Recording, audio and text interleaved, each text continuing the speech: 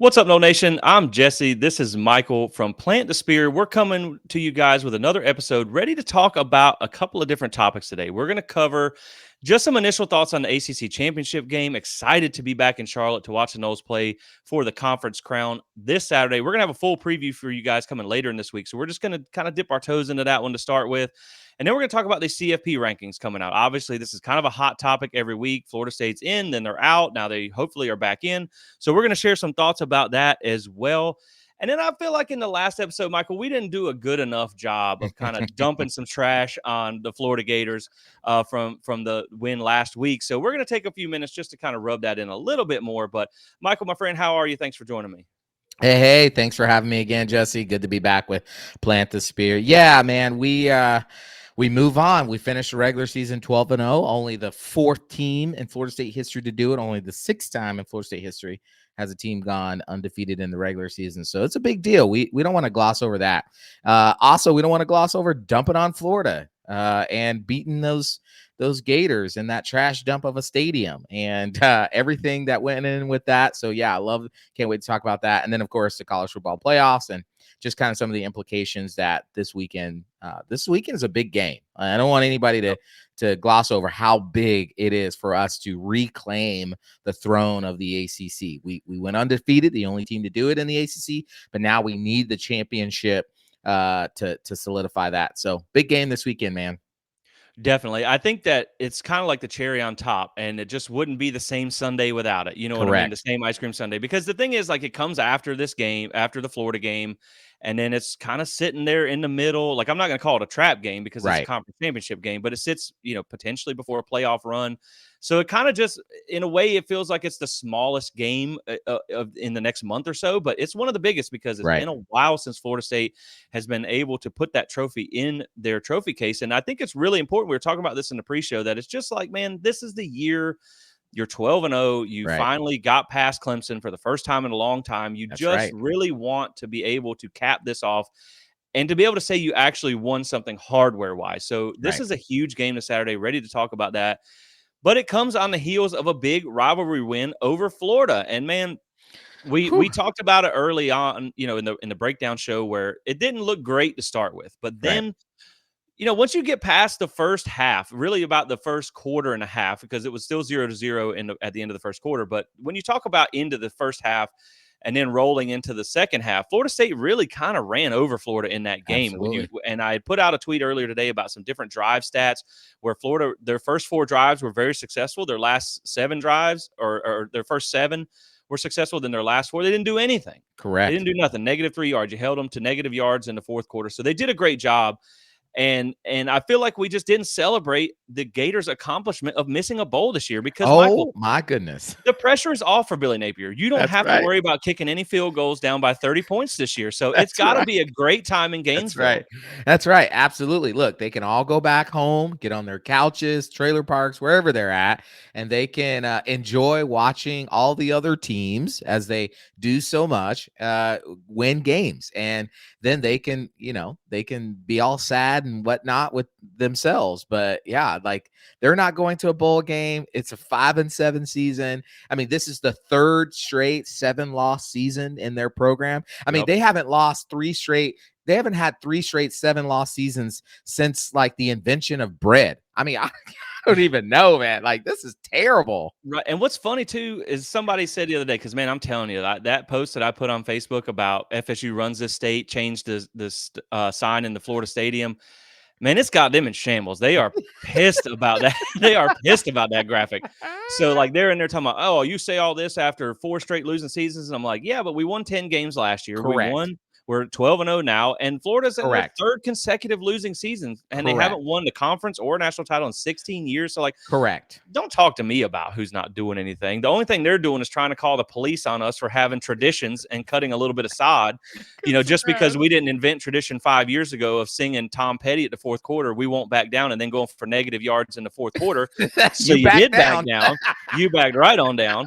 So yeah, man, it's funny. Like, we didn't pile on them enough. And then you talk about the tough schedule they have in 2024 coming up. It's probably going to be Oh another man. bad year. So, And this you is why know, they won't. This is why they won't fire. I know there are people out there calling for Billy Napier's head, but what coach in their right mind is taking over this program with that schedule?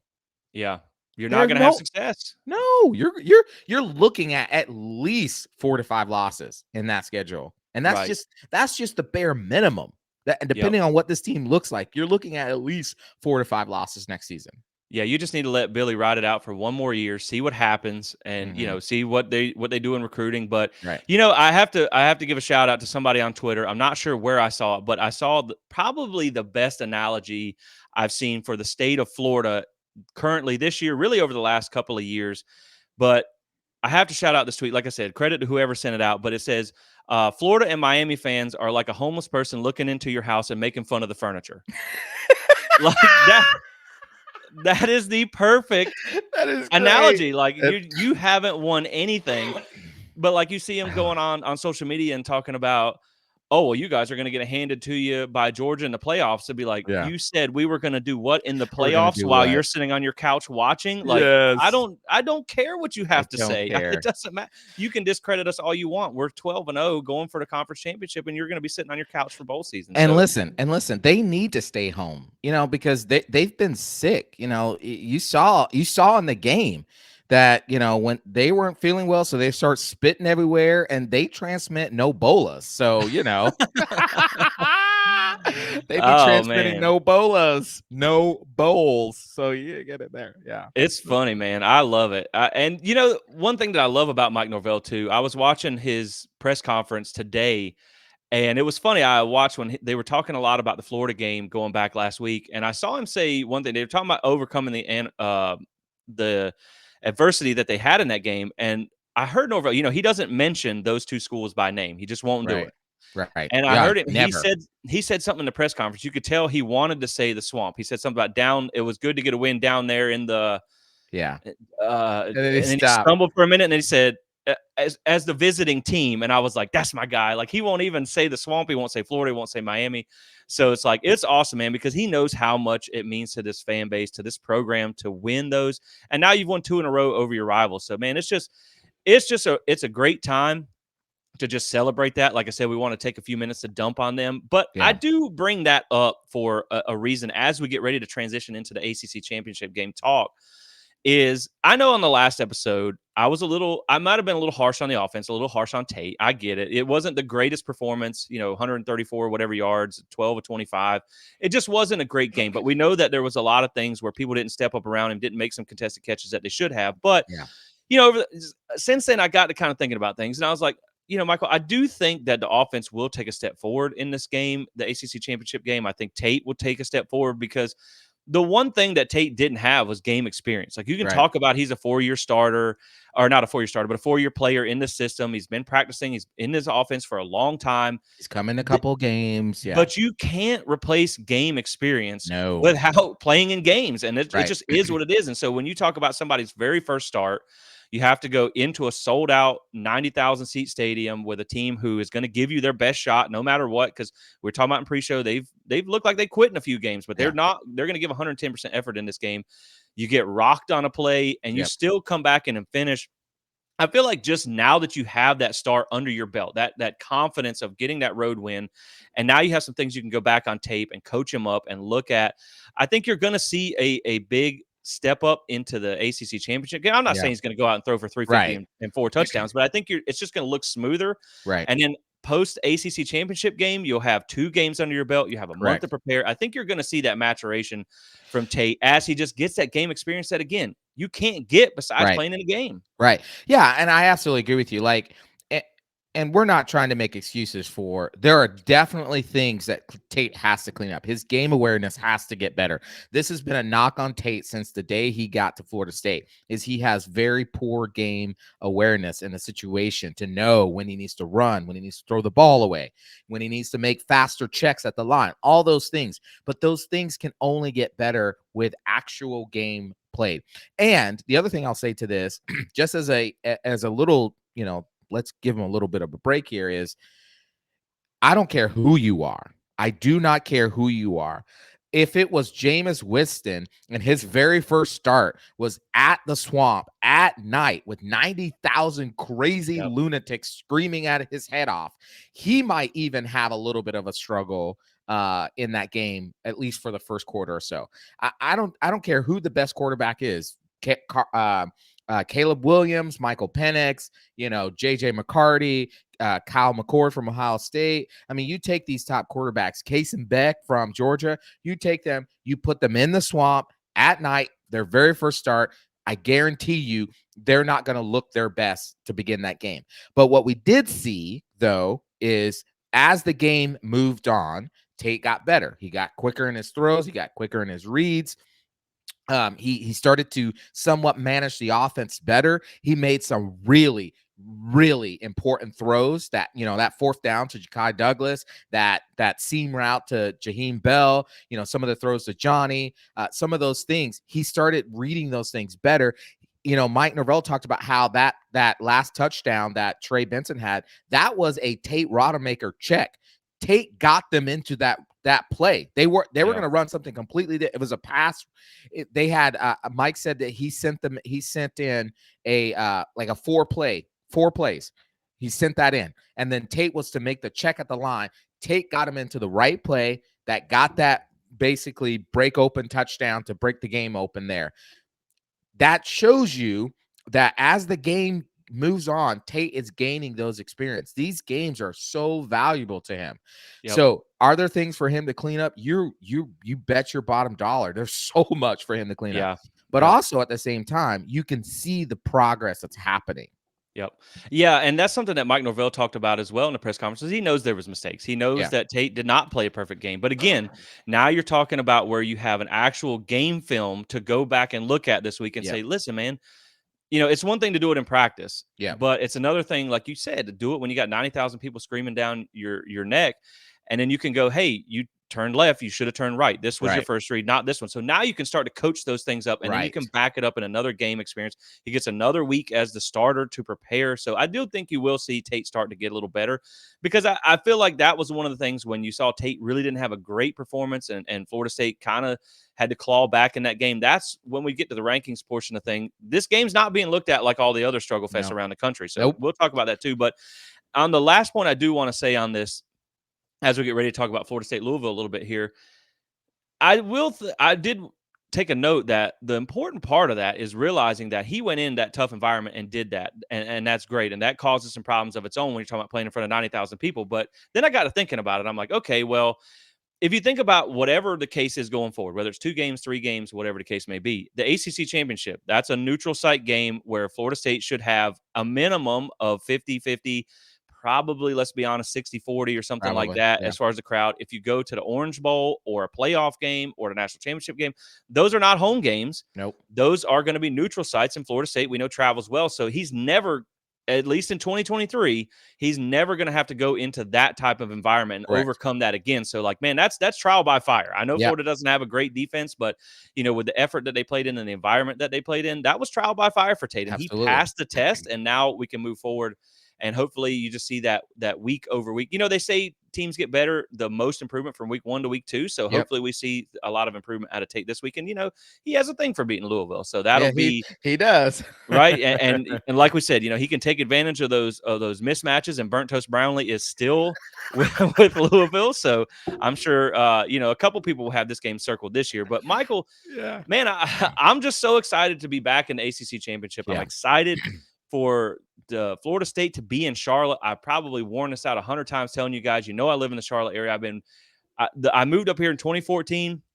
Coincidentally, the last time we made the ACC championship game. So I've kind of been waiting forever. Like, half the reason I chose Charlotte over Raleigh and all that was because I was like, well, I'll at least get a de facto home game about every other year, every third year or so. And, it's been a bit of a dry spell. So I'm definitely ready to see a home game less than an hour from where I live. So, man, I'm just excited. I think it's a good opportunity for Florida State to kind of get back on top of things, to really kind of cement that we're back mentality? I know it takes more than winning the conference, but it's something you haven't done in a really Right. long time. And we're talking about pre-show. I know beating your rivals are big, but if you Yeah. just if you don't win the conference the year that you have the conference in a chokehold, Yeah. you'd feel like you just kind of left something out Yeah. there. Yeah, absolutely. I agree.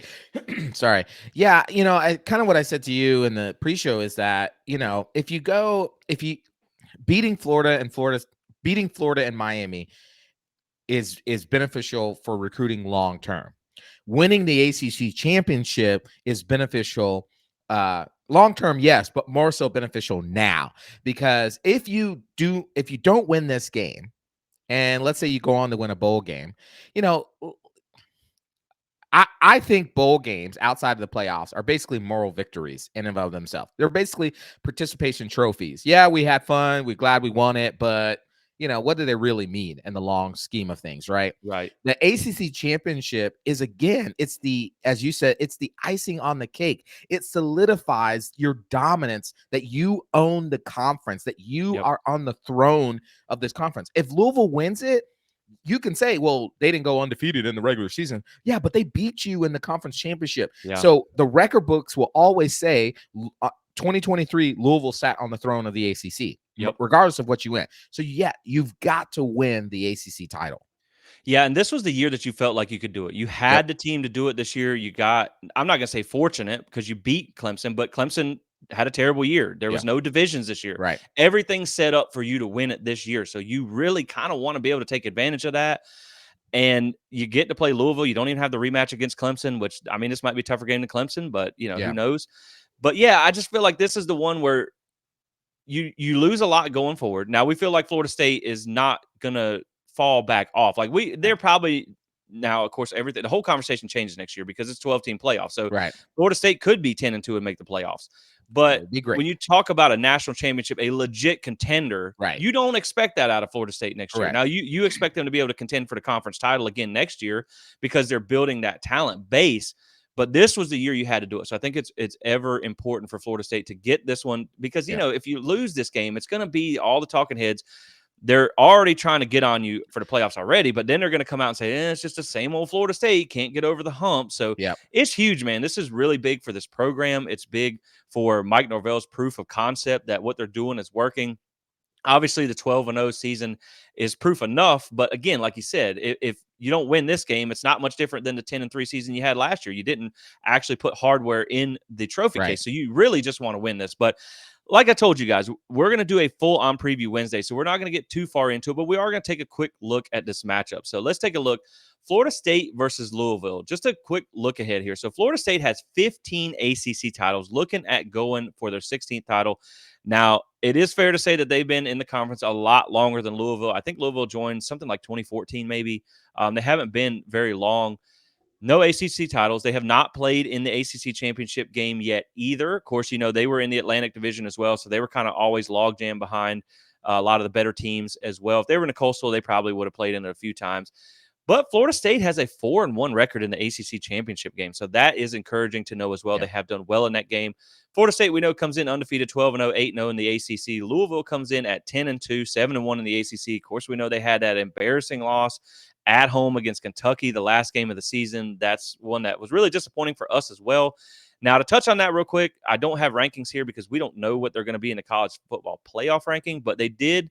We talked about this in the last show. Even though they lost, they were number 10, so they're not going to fall out of the rankings. In the AP poll, they went to, I believe, 15.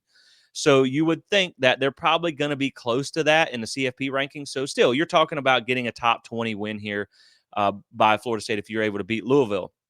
So your scoring offense, Florida State comes in 38.8 points a game, 10th in the country. Scoring offense for Louisville, 33 points a game, 32nd in the country. Your scoring defense, allowing 16.8 points a game for FSU, 11th in the country. And for Louisville, they're giving up around 20 points a game, 25th in the country. Turnover margin, Florida State is, man, they're killing it this year. Plus 11 in turnover, tied for 5th. So that could be big in this game. Now, Louisville's not been terrible. They are +3. As long as you're positive, that's doing pretty well. Tied for 40th there. Now, I got a couple of notable games on here. Obviously, you guys, I didn't have enough. For those of you not watching on the podcast, I have a slide up on the YouTube channel right now as we go through this. I didn't have enough room to list the whole schedule. That'll be on Wednesday. But Florida State, you talk about some notable games. They dominated a currently still ranked Louisville team. Louisiana State, LSU, still top 15, dominated them. The only team to go into Death Valley and beat Clemson this year. They beat Pitt 24-7 without two wide receivers. And the reason I have this noted is because you see on the other side of things, Louisville lost at Pitt 38-21. That was kind of the black eye on their schedule. And then I have down here the 24-15 win at UF. And the reason I have an asterisk by it is it wasn't a notable game, so to speak, but Tate Rodemaker, that was his first start as the FSU quarterback, and he goes in and wins in the Swamp. Now, when you look over at Louisville, they did get a big win, 33-20 against Notre Dame. That was a game I honestly didn't think they were going to win. That was the one where it's like they don't play a hard schedule, but that one is going to be a good test. And they won. They beat Virginia Tech 34-3. Is Virginia Tech a great team? No, they're 6-6, but they blew the brakes off of them 34-3. Then, of course, the two losses that are just kind of inexplainable, the 38-21 at Pitt and 38-31 versus Kentucky at home. And Michael, the thing that we talk about when we talk about this Louisville team is we were talking in the pre-show a little bit. The one thing that worries me in the ACC championship game is like they seem to play up to the competition, and then they seem to really kind of stink up the joint whenever they play bad teams. They had a tight game against UVA. They had some tight games. You know, they lost to Pitt, who's terrible. They had a tight game against Georgia Tech. And they had a tight game against NC State while NC State was still kind of struggling to figure out their quarterback situation. So, you know, they beat Duke, who was ranked 23-0. Of course, Duke's a different team. They didn't have Riley Leonard in that game, but they do seem to play up to the competition and down to the competition. So I think Florida State's going to have to come ready for a fight. Like I said, we won't get too deep into this, but just give me some of your first overall thoughts on this game. Yeah, listen, Louisville's a good team. I've watched several of their games, obviously scouting some of Florida State's opponents, watching, and then they've had similar games. They're a good team. Jeff Brom is a decent coach. I mean, he was at Western Kentucky. I mean, he had them. I don't think he had a losing season there. Maybe I think once or twice. Maybe once. I think maybe. But then he went. He actually, interesting enough, his last season at Western Kentucky, he got the Purdue job, but his Western Kentucky team faced Mike Norvell's first Memphis team in a bowl game. And so Mike and Jeff know each other. They're friends or acquaintances or whatever. But that was the only time that a Jeff Brom coached team, even though he didn't coach in that game, played against Mike Norvell. But then he went to Purdue. He struggled there a little bit. But then, at the end, I think the last season he had him at 8-4, and they were able to go to the Big Ten championship game, which they got blown out by Michigan. And so he's a decent coach. I lived in Louisville for a time. That's where I, went to college at and met my wife in Owensboro there. And so everybody knows of the Brom family. One of the most creative offensive play callers out there, offensive minds. I put him right behind Mike Norvell. So that offense they're gonna have some things. He said it in his ACC championship media availability last night that there are gonna be some things that they're gonna show Florida State that they believe Florida State hadn't seen yet. So the defense is what he's talking about. So they're going to show some things on offense that Florida State's defense hasn't seen. And then they're going to do what they do. They try to run the ball. They're a power run team. They try to spread out when they can. Jake Plummer, he's not a great quarterback, but he's also not a terrible one. He is prone to making mistakes. He is good for a turnover. That's what happened in that Pitt game. I think he had 4 interceptions that game. I might be wrong, but I know he had, I feel like there were 4 turnovers, and I feel like they were all interceptions. But so yeah, I think Florida State's going to have to, on offense, they're going to see a 5-man front. Ron English, if you guys remember Ron English, he used to be the defensive coordinator at Michigan way back in 2008, and he was a Louisville defensive coordinator years ago. He was the Eastern Michigan head coach. He runs what is called a bear front, which is like always five guys on the line of scrimmage, and then he's going to bring some different blitzes to you. They're not going to blitz. Well, I say historically this season, they don't blitz as much as what we saw against Florida, what we saw against Miami. But, he might change it up because it's Tate, back there. He's probably seen how the offensive line is played, and maybe he thinks that's probably going to be the best thing. But I would imagine he's not going to blitz as much as as those other two programs have. What I will say, though, is if we can hold up on the line, and we can run a little bit, we probably won't be able to run as great, as good as we would like to. But if we can run a little bit, once you get that ball past those linebackers, I mean, we don't call him burnt toast Brownlee for no reason. Right. That Louisville secondary is suspect, to say the least. Very much like Yeah. Florida's was, and we didn't really take advantage of that because, again, Keon and Johnny and those receivers didn't step up as much as we thought they should. They're going to have to step up. They're going to have to make some contested catches because Louisville will play. They'll press man you. They will be up in your face. They'll play inside leverage. They're going to try to force you to go outside. Tate's going to have to make some back shoulder throws.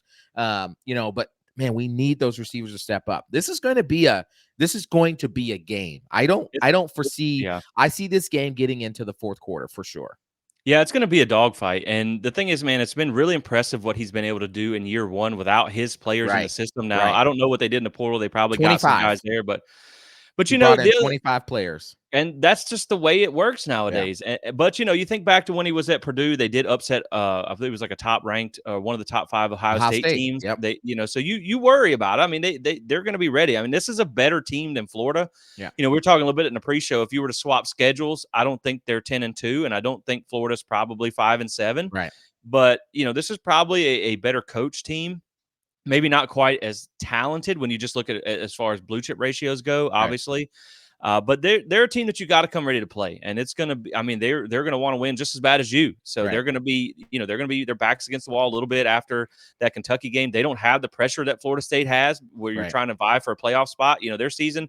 This is free football for them because outside of this, their season, they're not playing for anything besides the ACC championship. So they, maybe a spot in a New Year's Six bowl. So I mean, there's a lot on the line for both teams, but the pressure's on Florida State to win this one. But man, I'm really excited about watching this game. I think it's a good opportunity for Florida State in a game that they should be able to win. I mean, they should be able to come out and win this one.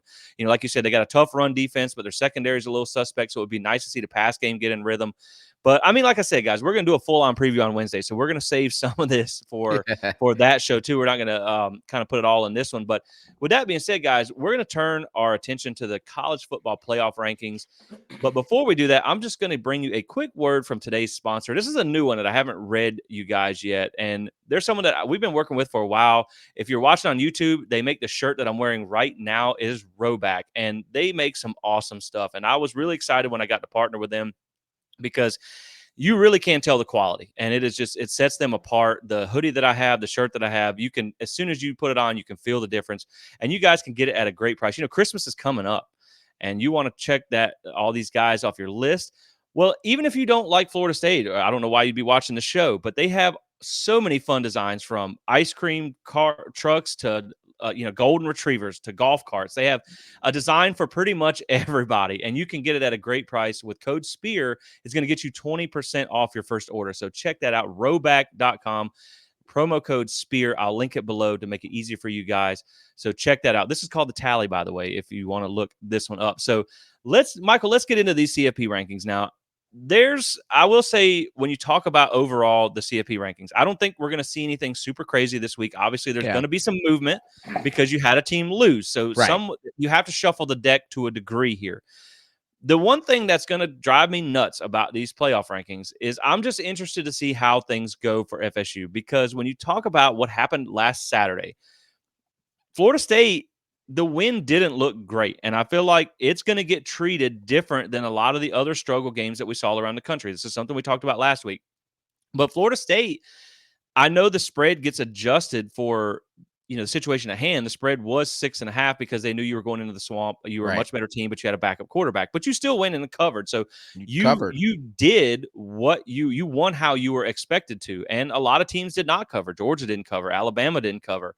Washington didn't cover. So you had a number of teams that did not cover the spread. And when you talk about Alabama and Washington, and I believe Georgia was too, they were all double-digit favorites and had really close games. I think even Georgia was like 24.5 or something like that. So it was we're basically at full strength, basically. Right. You were the only one to play like that with a backup quarterback. But, again, things are going to get looked at differently. Like, I saw a graphic that even 247 put out today that was talking about a nightmare scenario for the playoff committee. Yes. And they had like all the one-loss teams, and then they had an undefeated Florida State with a And little thing underneath it that that said, said, if barely they squeaked beat by.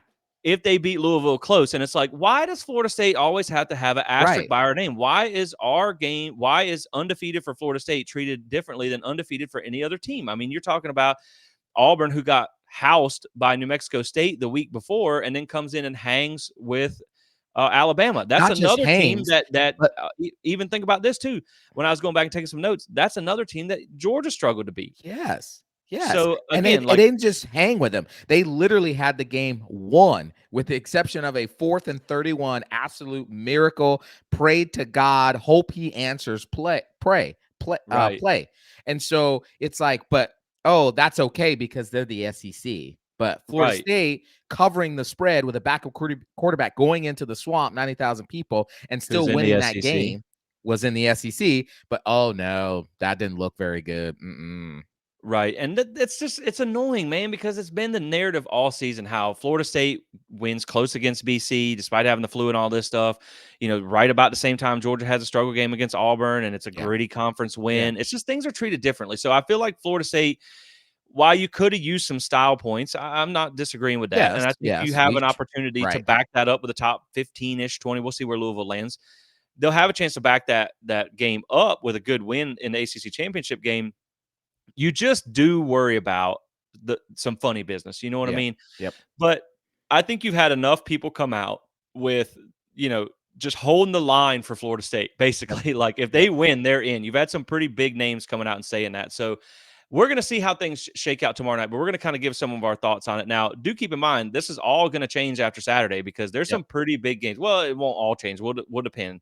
But we're going to look at some of the big games coming up this weekend in Conference Championship Saturday. Now, I did have to use the rankings from the last CFP poll. These obviously will change because we don't have the rankings yet. Correct. So you had the Pac-12 championship, Washington against Oregon Friday. That's a Friday game. So we'll get to We'll kind get of to know see what. that pretty quickly. Yep, you'll get to see that one. And Oregon is actually favored by 9.5 in that game. So I'm thinking Wow. I right. had not seen the spread yet. Holy Yeah, cow. man.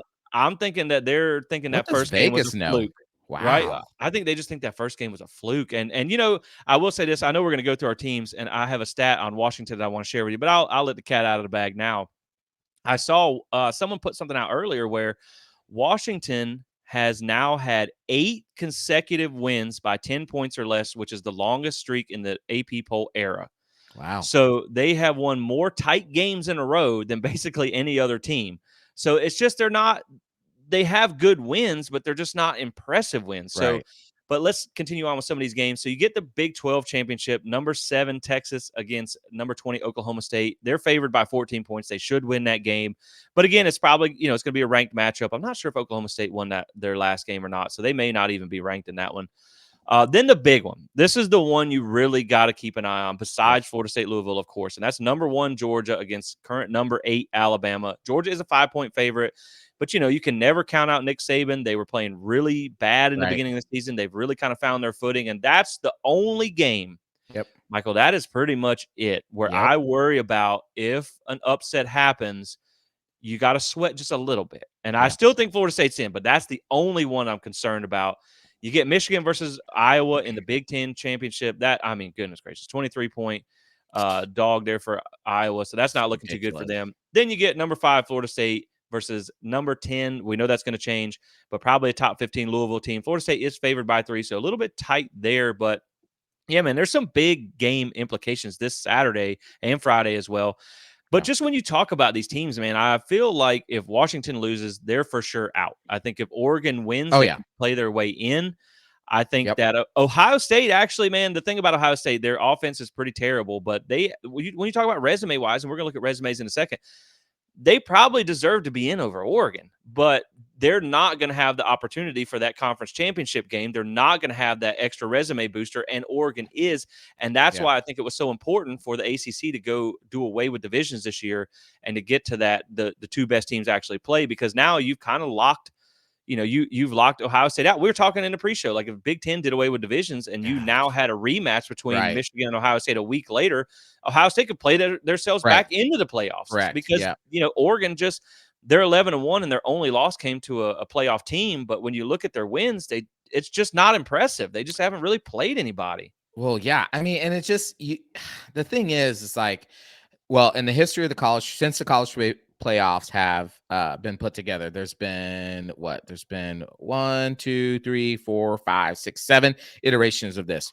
There has never been a college football playoff where a Power 5 conference champion, whether undefeated or one loss, they were ranked up there, did not make the playoffs if they were Right. ranked in where they needed to be, right?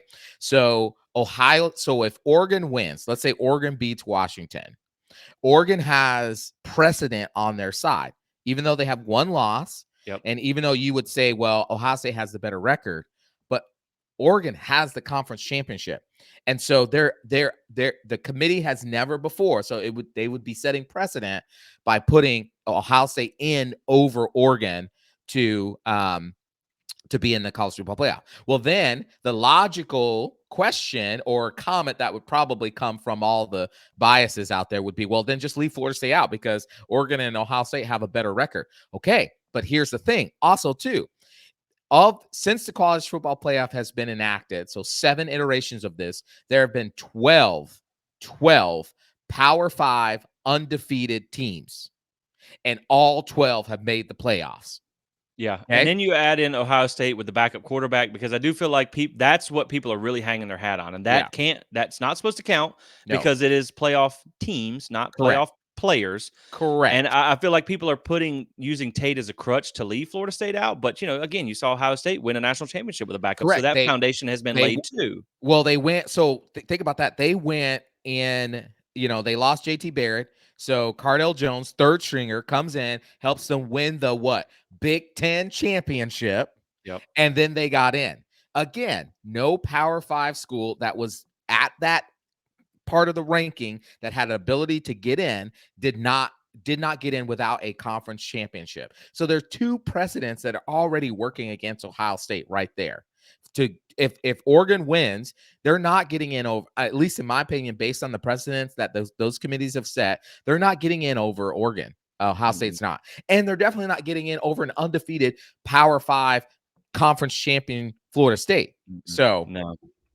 Yeah, and that's why I said, man, and we'll look at some resumes real quick, but that's why I feel like the Georgia-Alabama game is the only one that concerns me, because when you talk about the precedence of an undefeated Power 5 champion or whatever, not getting in or getting in every time, well, then it does create the problem of, like, first off, do you think ESPN is going to leave the SEC out of the playoffs? no, they're not.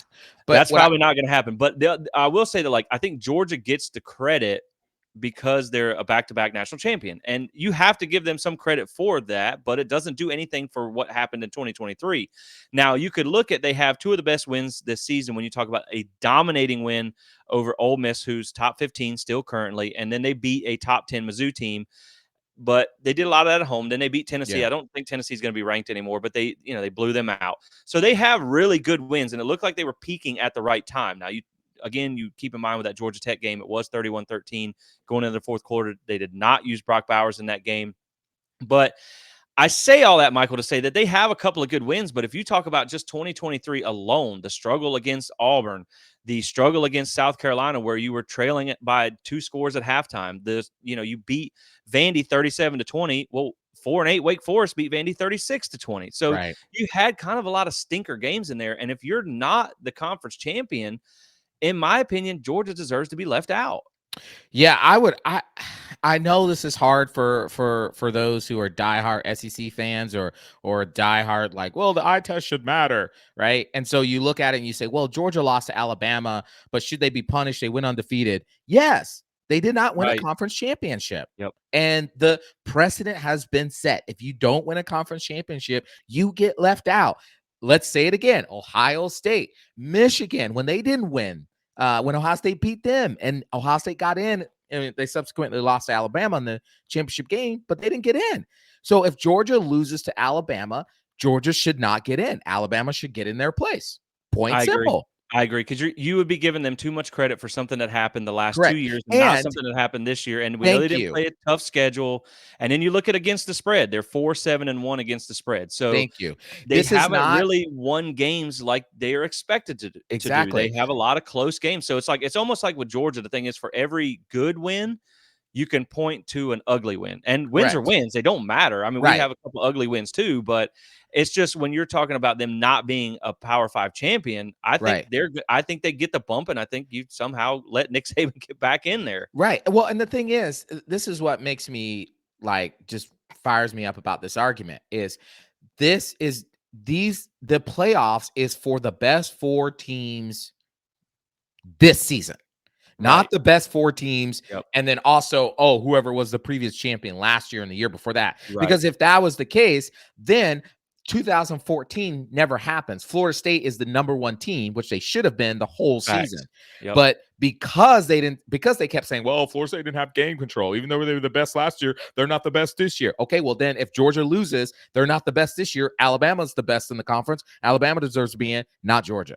Right, and it's all about how you're playing at the end, and if they're able to go in and beat them, because Alabama was a different team early in the season, and Correct. that's something that I feel like even when you bring up with Texas, Yep. that's a different team. Like, you look at the way Texas has played now, I know they beat the brakes off, Texas Tech last week. They're not any good, but I think if they were in the SEC this year and that was the SEC championship, I'm putting my money on Alabama this Yep. time around. Yep. So, Absolutely. but let's set the stage a little bit before we give, kinda how we think things are gonna shake out. Let's just talk about some resumes real quick. So, talking about the first four here, you have Georgia, Michigan, Washington, and I kind of went with how I think it's going to go, and I think you're Okay. going to have Florida State make it in at fourth. We followed the AP poll that's already come out. We know that comes out on Sunday. So your strength of schedule rankings for your top four: Georgia comes in at 59th, Michigan at 36, Washington at 46, and Florida State at 56. So you're not the highest, but Right. you're also not the lowest. Right. Now, your strength of record, you come in third, where Georgia comes in fourth, Michigan is at first, Washington is at second, you're at third. So again, people talk about Florida State's resume and this, that, and the other, but you still have a tougher strength of schedule than Correct. what Georgia has right now. You have a better strength of record. You are 2-0 against the top 25, where Georgia's 3-0, Michigan is 2-0, and Washington is 3-0. And this is current top 25, Current because rankings. Yeah. I don't necessarily count games that happened way back when, because like we just talked about, teams can be different. That Duke Right. win looks totally different Right. now than it did back then. So again, but all these teams these are the undefeated teams, but everybody's got a couple of top 25 wins. Now, just to add a few metrics into here and kind of our own version of the rankings here, I did scoring offense versus scoring defense. You can see Georgia's good. They're top 10 in both. They're Right. balanced. Michigan has the 13th best offense and the number one scoring defense in the country. But I just That's want to huge. sidetrack. Yeah, I Mm. just want to sidetrack real quick talking about the Big Ten here, because this is something that goes for Ohio State too, and they're further down the line. But when you look at the Big Ten, they have four of the top five scoring defenses in all of college football, between Penn State, Michigan, Ohio State, and I forget who the other one was, but they have a Iowa. lot. Iowa, yep, there you go, Iowa. They have four of the top five. So I got to thinking, and I'm like, are they just really that good? Because you don't think of the offense in the Big Ten, or the offense is just that bad. Well, they also have 7 scoring offenses ranked 85th or below, and that Yep. includes Ohio State, your second, well, I Correct. guess your third best team in the conference, but technically your second best team in the Mhm. conference is 85th or below. So the other thing that kind of I started asking, is this a chicken or the egg situation? Is Mm. this where you have a bunch of good defenses playing a bunch of that are just shutting down regular college offenses? Or is this where you just have they're feasting on a bunch of terrible offenses? And so I kind of looked at how they did points per game allowed out of conference and versus conference opponents. So when you talk about the Big Ten, average points per game versus out of conference opponents this season is 21.1. Against in conference it's 22 and a half. So they're scoring less points against Wow. out of conference defenses. Wow. So now when you talk about points given up by these vaunted Big Ten defenses, they're giving up out of conference 24.4 points per game. Points allowed in conference is 22 and a half. So again, that kind of points the picture there that other conferences, your out of conferences offenses, have been able to put up more points, and they've also given up less points. So Michael, I just don't think it's really that situation there. I think that you have these defenses that, I'm not saying they're not good, But when Right. you watch that Michigan-Ohio State game, there was nothing on the offensive side of the ball that really blew you away there. I mean, McCarthy made a couple of ridiculous throws, but there was nothing there that really made you go, wow, these teams are really good. And it just, like I said, it in my mind, is it that good a defense or is it just that bad of offense? And when you talk about 7 of your conference opponents are ranked 85th or below, I think it's more of a bad offense, and I'll Yep. kick it back to you. But real quick, I just want to point out here on the slide that we have up for those watching on YouTube. Washington is 11th in offense, so they're right there with everybody else, 8, 13, 11, and 10. But their defense is struggling. Yep. 48th, they are the outlier to these rankings. And then Florida State's defense comes in at 11th. So Florida State's really balanced at 10th and 11th in your scoring offenses here. But yeah, Michael, I think just when we talk about these Big Ten teams, man, I think it's a lot of feasting on bad offenses that make their defenses look good. And that's why I think that Florida State, I think they deserve to be in these rankings. I mean, Yep. yeah, that was a good game between those two. It was close. It was tight.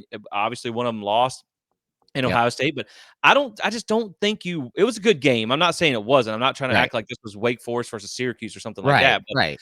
I don't think you watched that game and went, "Nah, I don't think we have a chance to beat them," especially in a neutral No. site field. I don't see that as the case, and I don't think anyone's really scared of Washington. Yeah. No. Even with Tate Rodemaker, against either Ohio State or Michigan, let's say Florida State got in the playoff and was playing either one of them, I would not be afraid of that game. I would say we actually have a chance to win those games because, I mean, you look at what they did, like the stats that you just gave, especially the out of conference stat. Let me just give you those two schedules, Ohio State and Michigan. Okay. Ohio State played Youngstown State, 35-7 win. They played Western Kentucky, 63-10 win. And then Notre Dame, 17-14 win. Okay. Mhm. Right now, that's their out of conference slate for Ohio State. Michigan, it's worse. They played East Carolina 30-3, UNLV 35-7, Bowling Green 31-6. Their toughest test did not come until they played Penn State 24-15 and then Ohio State 30-27. They struggled against a Maryland team that's terrible this year at Maryland 31-24. And they're going to play Iowa, which is, I think the number 2 ranked defense in the country. But that Iowa defense is against, that Iowa game is against a defense that literally is played like nobody. Yeah, I think that is a good point too when you talk about just the early season, some of those games, like listening to the numbers that you're telling me, 35, 31, 30, something like that. I know those teams aren't any good, but when you go and you look at what Florida State did against like Southern Miss and you put Yeah. up 60 points. I mean, that is I didn't watch the game. So maybe they called the dogs off early. I don't know, but that's not overly impressive 30 No. something points against that. So I think it makes you feel like it's more they don't play a lot of great offenses. Now, that's not to say their defenses aren't good, but I actually did have a stat too when you talk about Michigan. So my notes on them is first off, you have to acknowledge that they cheated for a majority of the season. It Yes. is what it is. It And is what it now, is. granted, you could also throw out that they didn't have their coach in the last 3 games, but they have only played 4 teams that had a winning record at the time of their game. So that means the first 9 games, they only played 1 team with a winning record at that time. And then you look at the last of the 4 teams that they played that all had a winning record, 3 of them were the final 3 weeks, and all of those were by single digits. So once they couldn't cheat and once they started actually having to play real teams, the Yeah. gap got really close. Got a little closer. It started to close down. And so I think that's something that you saw with Washington too, is like, man, they've got some good wins when you talk about ranked teams, but then we look back at that stat that I shared earlier where 8 points or 8 consecutive games by 10 points or less, and they have some real stinkers in there, and Yeah. because they've not all been those 10-point wins or less, haven't been against good teams. When you talk about 3-9 Arizona State, 27.5-point favorite, won by 8, 42-33 at Stanford, 3-9, 27.5-point favorite, won by 9, Yeah. 24-21 against Washington State, 5-7 at home. 15.5-point favorite, won on a last-second field goal by 3 points. Yeah. 5-6 against the spread, not really winning like they're supposed to. So yeah, man, I think Florida State makes as good a case as anybody else. And real quick, we'll just look through 5 through 8 real quick at the resume here. So 5, 6, 7, and 8 in the AP poll is what we're following the AP poll here as far as the graphic goes. Oregon, Ohio State, Texas, Alabama. Your strength of schedule, this is what's killing Oregon. Their strength of schedule is way down there. That's what we talked about. They just really haven't played anybody yet. Now, Ohio State, their strength of schedule is actually pretty high, 6. They are one of the highest in the top 8. Texas is at 13th. Bama's is at 31st. Then you look Yeah. at your strength of record: 9th for Oregon, 5th for Ohio State, 6th for Texas, and 7th for Alabama. Versus top 25, Oregon 1-1. They did win and they did lose. And then you talk about Ohio State at 2-1, Texas at 2-1, Alabama at 3-1. Total offense, total defense. Oregon comes in as second on offense, 7th on defense. But again, we just talked about how their strength of schedule is pretty weak. Ohio State, 33rd on offense. Again, they're not great. That's their scoring offense. I know I talked about some of their offense earlier. The defense comes in at second. Texas, 22nd on offense, 12th on defense. Alabama, 17th in scoring offense and 14th in scoring defense. So, yeah, Michael, when I look at these and I remember in my head that Florida State was around 56 in the strength of schedule. Yeah. I think 3rd in the strength of record and 10th and 11th, right on par with basically everybody. I think the only one that has 2 of them that are higher than you, like in both categories, would be Georgia and Oregon. And we know Oregon hasn't quite played the schedule that you have. So I feel like Florida State, man, as long as they win with the backup, and I know some of these stats come with Jordan Travis as your quarterback, but you still have the other 21 playmakers around him that did not change. I feel like Florida State belongs to be in the rankings as much as anybody, as long Yeah. as they win. And I think that's what they're going to be. I think this week you will see Yeah. them jump up to 4. I think you're going to have just pretty much what I shared there. That's my opinion. I'll let you share Yeah. yours. I think you're going to be Georgia, Michigan, Washington, Florida State at 4, Oregon, Ohio State. You might could swap Texas and Ohio State there. We'll see. Yeah. But then I think when you look at the conference championship game, I think you have Washington and Oregon is going to be a play to make it in. Florida State, Louisville, for Florida State anyway, not Louisville, is going to be a play to make it in. So there's Yeah. some really big games this Saturday. But as long as Florida State wins, I think they have as much of a gripe to be in as anybody. Yeah. Yeah. Listen, let me just say this. Like, I was just looking at Washington's schedule, and I mean, you have to take into account, I think, what you did in the graphic there. USC is no longer ranked. Utah is no longer ranked. Those wins don't mean a hill of beans anymore now, right? Right. They were ranked at the time, and really USC was on the decline when they beat Yep. them. But they needed 52 points to beat them. Yep. USC, I think, put up 42 points. That Utah win, that team, while Kyle Whittingham has done an incredible job with the backup QB all season, that team was also on decline too as well. So if you look at it, and I think Oregon State is just getting some bias because they shouldn't be ranked, but they're ranked 22nd right now in the AP poll. So you beat Oregon State, you beat at the time they weren't ranked, but now they are ranked 14th, Arizona, and then you beat basically the 6th best team or 5th best team in Oregon.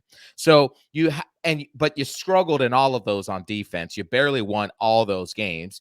Like you said, they lead the Power 5 in close wins this season, which I want to give them credit. I mean, that tells you they're a tough team to beat because they find ways to win. So I don't want to discredit that. But you also look at their defense, and the graphics showed, I mean, they're absolutely terrible on defense.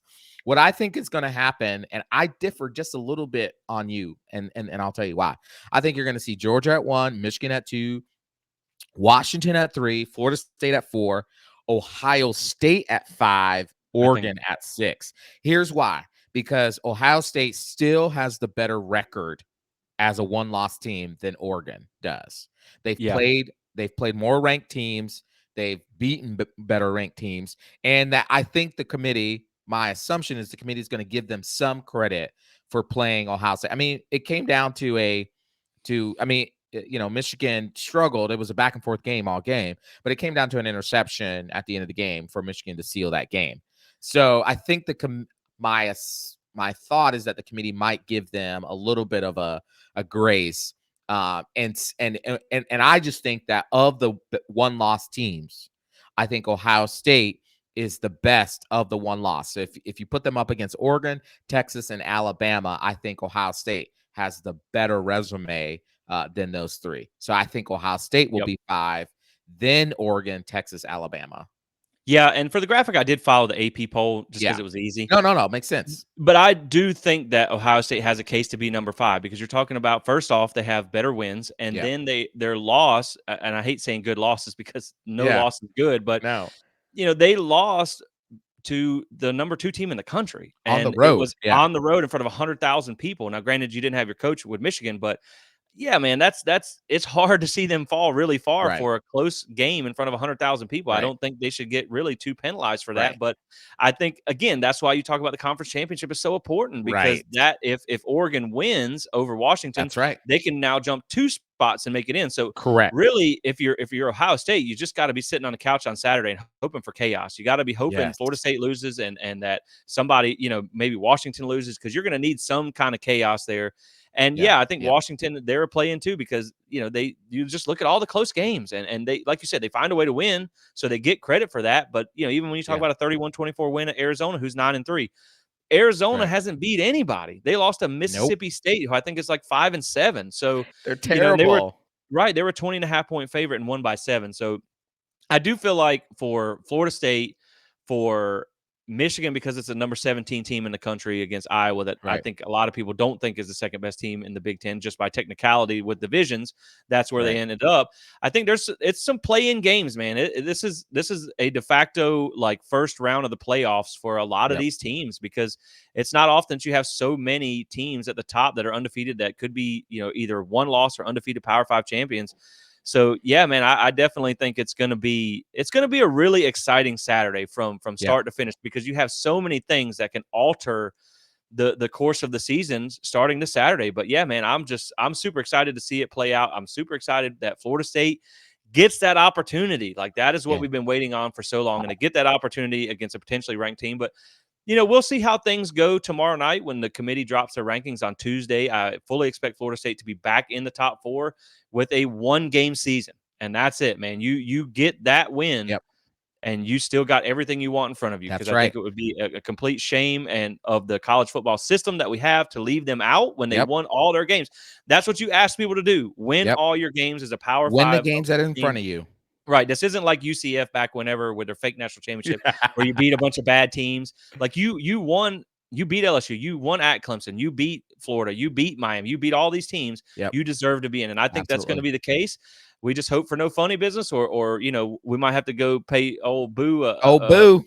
we might have to go find old Boo. But yeah, man, I think it's going to be all good. I think Florida State's going to be right where they want to Yeah. be with a chance to solidify to kind of concrete things with that game against Louisville. So any Yep. final thoughts before we get out of here?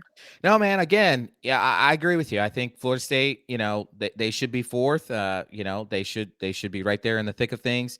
Listen, I've been saying it since since Jordan went out. Look, to go 4-0, you have to go 1-0. They did it. To go 4-0, you got to go 2-0.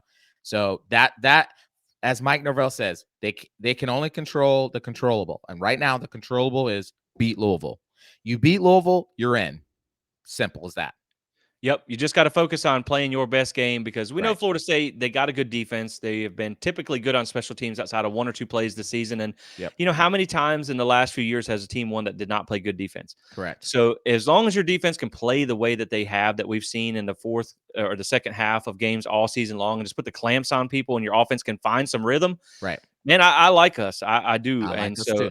I like us, man. And I think it all starts on Saturday against Louisville. So, That's right. like I said, guys, we'll be back on Wednesday for a full on game preview. We're going to do a deep dive into this Florida State Louisville matchup.